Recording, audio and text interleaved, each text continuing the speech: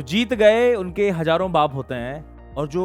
बाकी बचे वो सब अनाथ होते हैं। देखा होगा आप लोगों ने कॉम्पिटिटिव एग्जामिनेशंस का एक कड़वा सच कि जिसकी रैंक 1 आ गई उसका क्रेडिट तो सबने ले लिया कि भाई ये रैंक 1 क्यों आया, क्योंकि वो 2 + 2 4 होता है, हमने उसको सिखाया था। लेकिन बाकी सारे बच्चे वो भी तो थे हमारे बैचेस में, 10,000 बच्चों का बैच जिसमें 10 लोगों की रैंक आ गई, तो ये सारा क्रेडिट हमारे ऊपर जाता है, इनकी जिम्मेदारी हम लेते हैं और बाकी सब उनके बारे में कोई कुछ सोचता ही नहीं है। मैं बात कर रहा हूँ आज उन सारे बच्चों की जो कंपटीशन की तैयारी तो बहुत अच्छे तरीके से किए थे, लेकिन किसी ना किसी रीजन की वजह से वो उतना अच्छा नहीं स्कोर कर पाए हैं जितना वो डिजर्व करते थे। वो रीजन कुछ भी हो सकता है कि सर हमें मेंटर्स बहुत अच्छे नहीं मिले,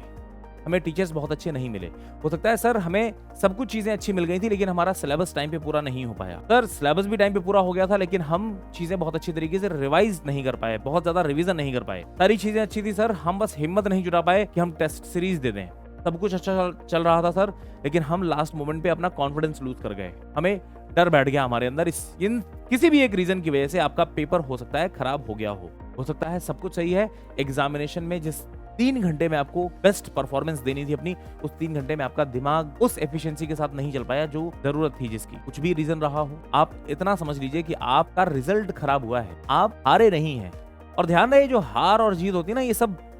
यहाँ से है।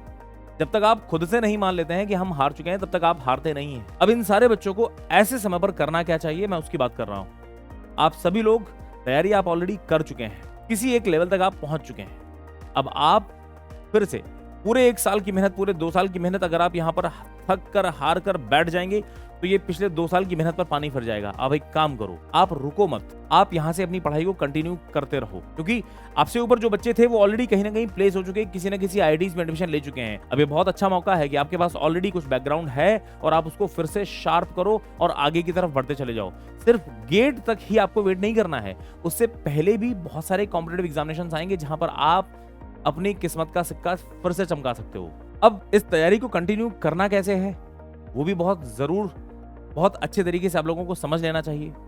इस तैयारी को कंटिन्यू करने के लिए आपको फिर से जीरो से स्क्रैच से पढ़ने की जरूरत नहीं है। हमें मालूम है कि चीजें आप ऑलरेडी एक बार पढ़ चुके हैं, अब जीरो से फिर से वही ABCD अगर पढ़नी पड़ जाए तो आपके लिए चीजें बोरिंग हो जाएंगी और आपको लगेगा कि हम वही मोनोटोनस काम कर रहे हैं, कुछ नया नहीं कर रहे हैं। तो आप सभी लोग एक काम कर लो, जो बच्चे रिपीटर्स हैं, जो बच्चे काफी चीजें जानते हैं और अब उनको चीजें सिर्फ शार्प करनी है, आप इस पूरे दरमियान चाहे तो अपनी इस पढ़ाई को अपने मन से कंटिन्यू कर सकते हैं, रिवाइज करते रहिए चीजों को,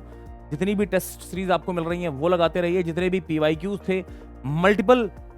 रिसोर्सेज से जो भी PYQs मिल रहे हैं, ना सिर्फ गेट के, IES के, IAS के, इसरो के, बार्क के, जितने भी क्वेश्चंस की आप प्रैक्टिस कर सकते हैं करते रहिए, क्योंकि ये आप लोगों के लिए बहुत ज्यादा फायदेमंद होने वाला है। नंबर 1 चीज। दूसरी बड़ी बात, कुछ कॉन्सेप्ट्स ऐसे भी थे जो शायद पिछली बार जब आप तैयारी कर रहे थे एज अ फ्रेशर तो आपने कुछ चीजें छोड़ भी रखी होंगी कि ये थोड़ा सा टफ लग रहा है, इसको छोड़ देते हैं क्योंकि ये बहुत ज्यादा पूछा भी नहीं जाता है, या सिर्फ कभी 10 साल पहले कभी एक बार पूछा गया था तो नॉट सो इंपॉर्टेंट, बट आपने छोड़ दिया था इसको क्योंकि आपको बहुत लिमिटेड चीजें तैयार करनी थी। अब जब आप दोबारा से तैयारी कर रहे हैं, दोबारा उस तैयारी को कंटिन्यू कर रहे हैं, तो अब आप जो बेसिक चीजें थी जो आप पढ़ाई कर चुके हैं ऑलरेडी, उसको तो आप आगे लेकर के चलेंगे ही, लेकिन जो चीजें जनरली फ्रेशर बच्चे छोड़ देते हैं ना कि यार ये चीज थोड़ी सी टफ है, इस पे हम नहीं जाएंगे, इसकी डिटेल में हम नहीं जाएंगे, अब आप क्यों ना वो सारी चीजें भी तैयार कर लो। आप समझ रहे हैं? तो अब ये मौका है आप लोगों के लिए बिल्कुल सही कि आप टफ से टफ क्वेश्चंस को तैयार करें। आपने जो चीजें छोड़ रखी थी पिछली बार उन चीजों को भी तैयार करें, और जो सबसे क्रूशियल चीज आपकी रह गई थी कि सर हम रिवाइज नहीं कर पाए थे, तो अब आप मल्टीपल टाइम्स रिवीजन भी करते रहें बेटा, है ना। ये चीजें आप खुद से भी कर सकते हैं और अगर कर रहे हैं तो बहुत बढ़िया। और अगर आपको इसमें हमारी कोई भी मदद चाहिए तो हमारा जो विजय बैच है वो इसीलिए तो है। विजय बैच में आइए, और थ्योरी ऑफ मशीन का विजय बैच में मैं फिर से स्टार्ट कर रहा हूं। जो भी बच्चे हमारे साथ विजय बैच में तैयारी करना चाहते हैं, theory of machine is going to start, सब लोगों को ये बात पता चल जानी चाहिए। थैंक यू बच्चों।